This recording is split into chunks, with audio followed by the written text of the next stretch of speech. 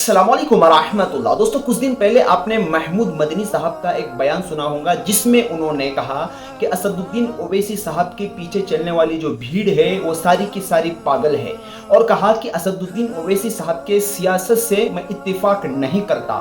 दोस्तों, मौलाना महमूद मदनी की जो असलियत है, उनका जो असल चेहरा है, अब वो खुलकर सामने आ चुका है।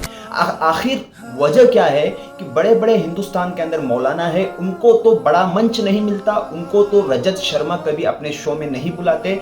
आखिर मौलाना महमूद मदनी को ही क्यों बुलाया जाता है?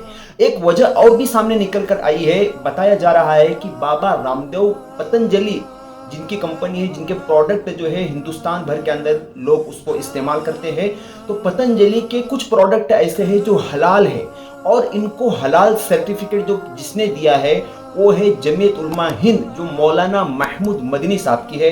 बताया जा रहा है इस वक्त ये खबर बहुत तेजी से वायरल हो रही है। वीडियो में आगे बढ़ने से पहले मैं आप लोगों को बताना चाहता हूं कि मेरी वालिदा एक मुहलिक और हलाक करने वाली बीमारी के अंदर मुब्तला है, जो कि दिमागी बहुत खतरनाक बीमारी है।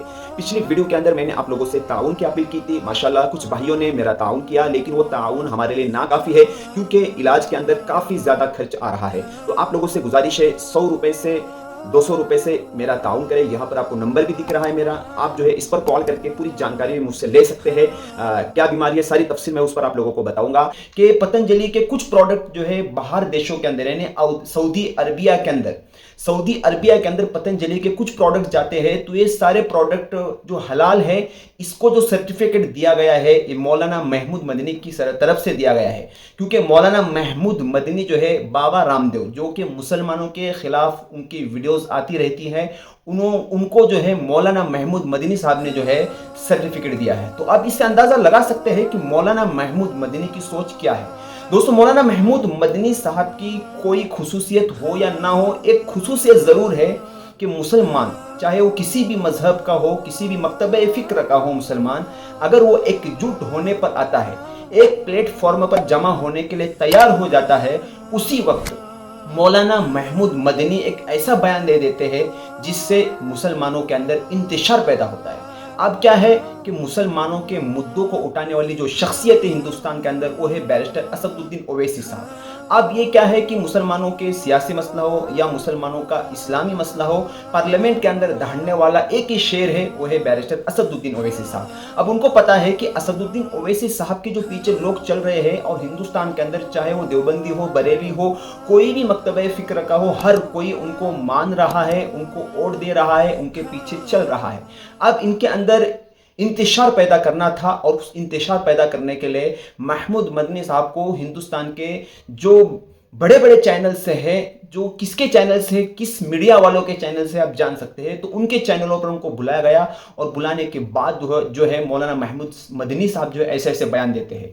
अब मौलाना महमूद मदनी को लेकर खुद देवबंद से एक बहुत बड़ा बयान जारी हुआ है, आप लोगों का भी सुनाने ही वाला हूँ।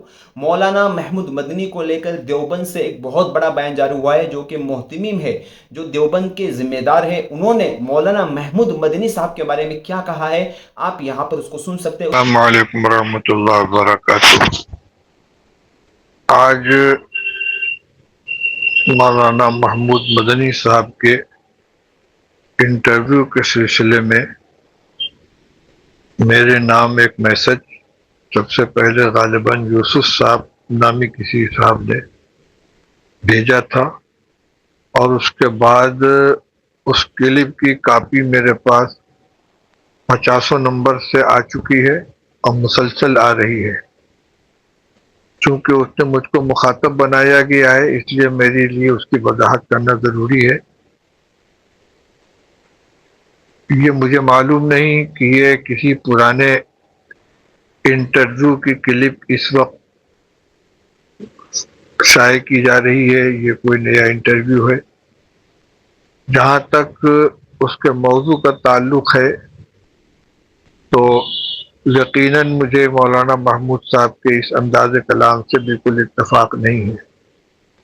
नज़रियाती एतबार से किसी से इख्तलाफ हो सकता है, लेकिन अपने इख्तलाफ के इजहार का तरीक़ा मुनासिब होना चाहिए, और ख़ास तौर से इस वक्त जबकि मुसलमान دو مسئلوں کی وجہ سے انتہائی تشویش میں اور تکلیف میں ہیں۔ ایک وقف ترمیمی بل کا مسئلہ ہے، دوسرے توہین رسالت کا مسئلہ ہے، اور یقیناً صلاح الدین اویسی صاحب اس سلسلے میں بے باکی کے ساتھ گفتگو کر رہے ہیں، تو ان کے ساتھ اپنے اختلاف کا اظہار جن الفاظ میں مولانا محمود صاحب نے کیا ہے یہ بالکل نامناسب ہے۔ اینکر کے ہر سوال کا جواب دینا بھی ضروری نہیں ہوتا، اس کو ایوائڈ بھی کیا جا سکتا ہے، صاف کہا جا سکتا ہے کہ اس مسئلے پر میں اپنی رائے نہیں دوں گا، اور اگر رائے بھی دینی ہو تو شخصیات کا کے احترام کا اور اس کے مقام و مرتبے کا خیال کرنا چاہیے۔ اس لیے میں اس انٹرویو سے اپنی لا تعلقی کا اظہار کرتا ہوں۔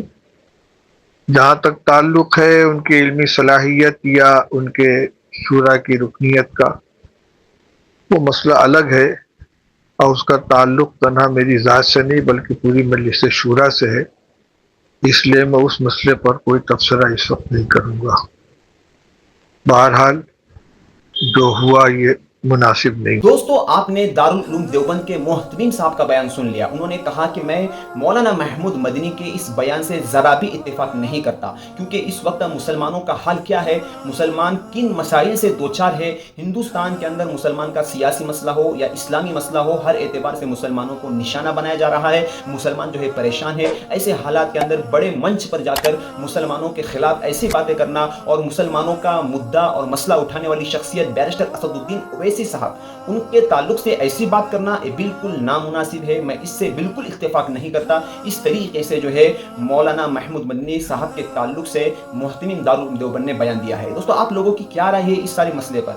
مولانا محمود مدنی صاحب نے جب بھی امت جڑ رہی تھی اس وقت امت کو توڑنے کا کام مولانا محمود مدنی صاحب نے پیدا کیا ہے، تو ان کو اپنے اس کام سے اور اپنے اس حرکت سے باز آ جانا چاہیے اور مسلمانوں کے لیے آواز اٹھانی چاہیے۔ مولانا محمود مدنی صاحب نے کبھی ایک مرتبہ بھی جو ہے مفتی سلمان ازہری صاحب کے لیے آواز نہیں اٹھائی، حالانکہ دارالعلوم دیوبند سے تعلق رکھنے والے مولانا سجاد نعمانی بھی ہیں، انہوں نے آواز اٹھائی، بہت سارے علماءوں نے آواز اٹھائی، لیکن جمعیت علماء ہند کے نام سے پورے دنیا کے اندر مشہور ہونے والی جو تنظیم ہے انہوں نے کبھی بھی مفتی سلمان ازہری صاحب کے لیے آواز نہیں اٹھائی۔ ایسا کیوں؟ ایک بہت بڑا سوال ہے۔ مفتی سلمان ازہری صاحب بے گناہ بے قصور ہونے کے باوجود آج 9 مہینے ہو گیا جیل کے اندر ہے۔ ان کی فیملی، ان کے بچوں کا کیا حال ہوگا، وہ کتنے پریشان ہوں گے، اس کا اندازہ تو آپ خود لگا سکتے ہیں کہ ہم خود جو ہے صاحب اولاد ہے، آپ خود صاحب اولاد ہو، آپ خود سوچ سکتے ہیں کہ اپنے بچوں سے 9 مہینے 8 مہینے دور رہنا، گھر والوں سے دور رہنا کتنی بڑی تکلیف کا سامنا کرنا پڑ رہا ہوگا۔ مفتی سلمان ازہری صاحب مسلسل تکلیف کے اندر ہے۔ اب اللہ سے دعا کرے اللہ تعالیٰ مفتی صاحب کو جو ہے جلد از جلد اس قید و بند سے جو ہے جلدی رہا کرے اور اللہ تعالیٰ غیب سے کوئی انتظام ان کے لیے فرمائے۔ دوستو، اس ویڈیو کے بارے میں آپ لوگوں کی کیا رائے ہے کمنٹ ضرور کرے۔ اللہ تعالیٰ امت مسلمہ کے اندر اتفاق پیدا کرے اور اللہ تعالیٰ ہمارے لیڈر، ہمارے شیر بیرسٹر اسد الدین اویسی صاحب کا سہارا اور ان کا سایہ تا دیر تک ہمارے سروں پر قائم و دائم رکھے۔ ملتے ہیں پھر کسی نئی ویڈیو کے اندر، تب تک اپنا خیال رکھے، اور کوئی بھی اگر بیرسٹر اسد الدین اویسی صاحب کے خلاف بولتا ہے تو آپ اس کو اگنور کریں، آپ اس کو بالکل دھیان نہ دیں، کیونکہ آپ دیکھیں کہ آپ کے مسائل کو کون اٹھا رہا ہے۔ ہندوستان کے اندر ایک ہی شخصیت ہے، وہ ہے بیرسٹر اسد الدین اویسی صاحب۔ السلام علیکم ورحمۃ اللہ۔